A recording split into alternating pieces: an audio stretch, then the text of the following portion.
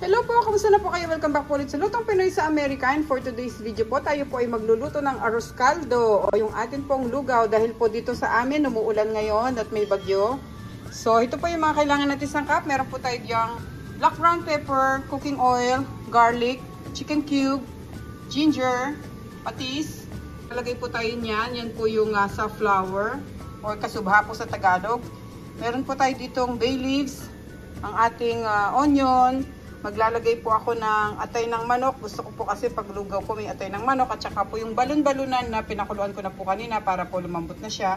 Tapos para hindi po matubig yung ating pong lugaw, maglalagay po tayo dito ng glutinous rice, yung ating malagkit. Tapos hahaluan po natin siya ng yung bigas na niluluto natin para sa kanin. Ito po siya. Yan. Binalawan ko na po kasi kaya po ganyan po itsura.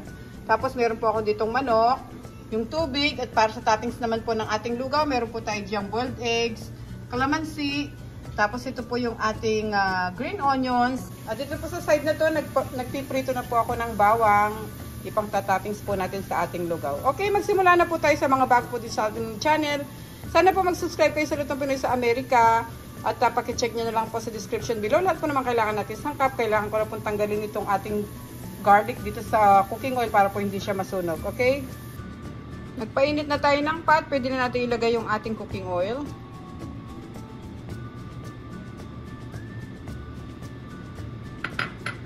Tapos susunod natin yung ating bawang.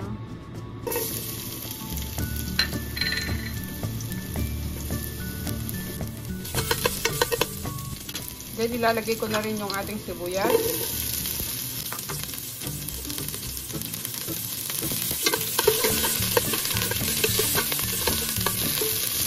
Tapos sunod na agad natin yung ating luya para lumabas na yung aroma niya.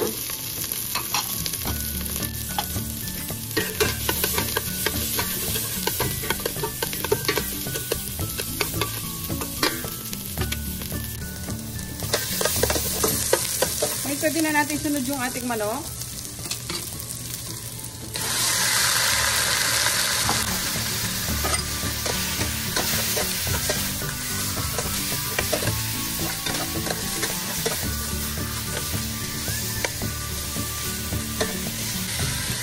Medyo halu-haluin muna natin yung manok natin para isisir lang natin siya ng konti.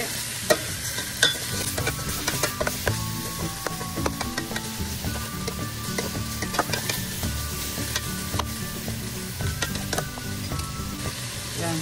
Ngayon nilalagay ko muna yung takip at hayaan muna natin siya dito para mawala yung pagka-pinkis ng ating chicken.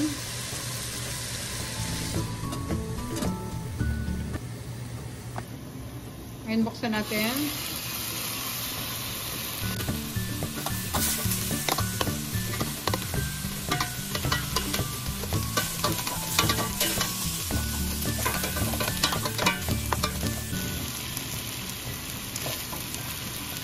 Ngayon guys, pwede ko na siyang timplahan. Lalagay ko na yung black brown pepper.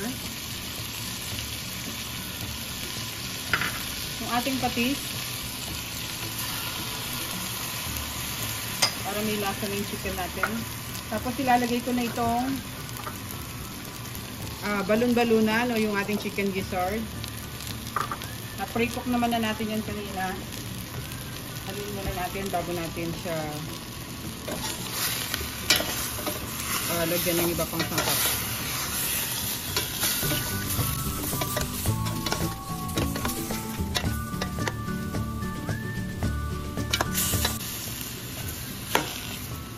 So this time, lalagay ko rin yung ating bay leaves. Pampadagdag flavor din to guys, masarap to sa lugaw.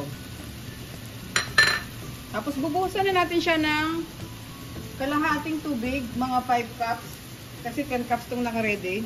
So ilalagay natin yung 5 cups dyan.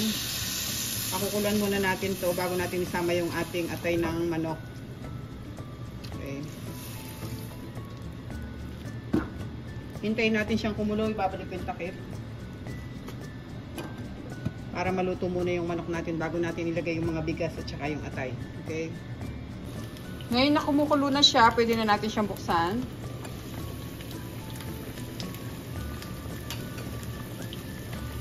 Haluin natin sandali.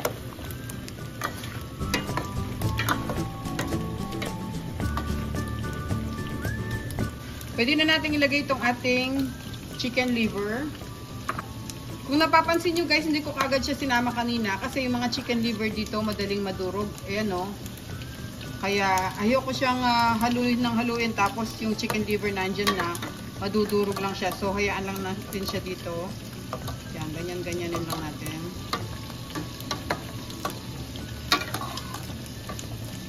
Yan. Pagkatapos ilalagay ko na rin tong ating glutinous rice.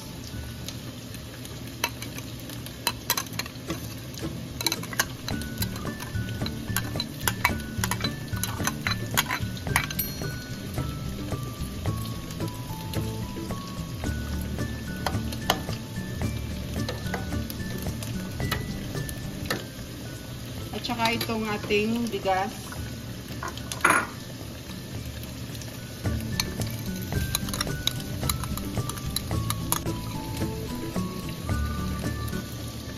Mix lang natin ng konti.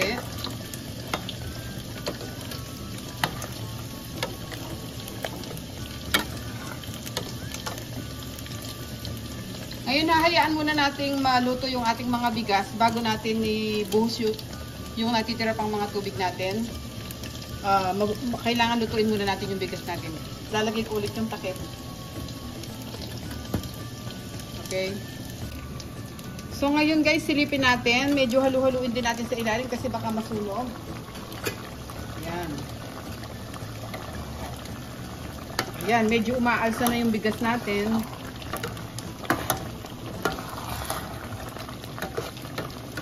Ngayon, pwede ko nang ibuhos yung ating natitira pang mga tubig.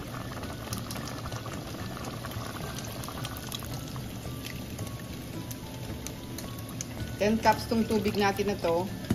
Tapos ilalagay na rin natin tong ating chicken cube.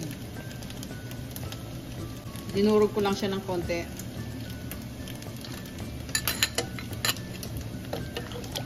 Yan. Hintayin natin ulit tong kumulo at maluto na yung ating mga bigas. At aalsa pa yan guys. Nakikita nyo parang matubig pero aalsa pa to. So ibabalik ko na yung takip natin. Tapos hintayin natin ulit umalsa yung ating mga bigas. At maluto yung manok natin.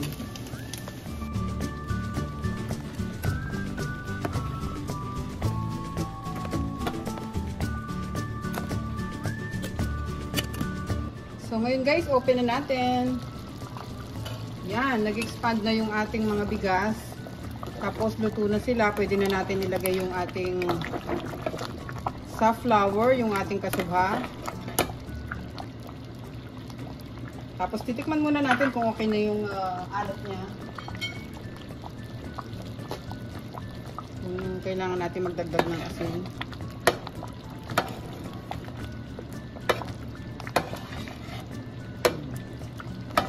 Yan.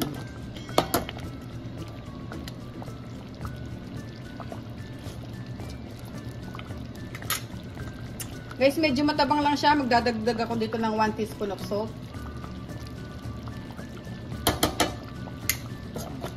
At pakukuluan na lang natin siya ng mga 2 minutes para lang matunaw yung salt na nilagay natin. Tapos pwede na natin siyang i-off at isa-serve na natin.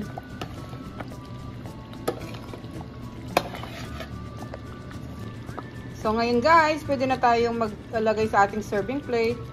I-off na natin yung stove.